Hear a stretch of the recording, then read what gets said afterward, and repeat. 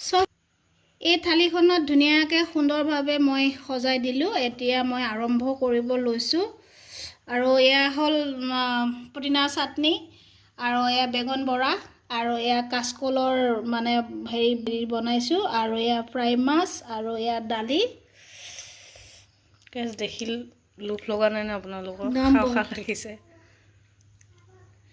আৰু মানে এনেকুৱা ধুনীয়া হৈছে ক'ৰ পৰা আৰম্ভ কৰিম তাকে ৱাও কি ধুনীয়া আছে দালি কালাৰটো চোৱাচোন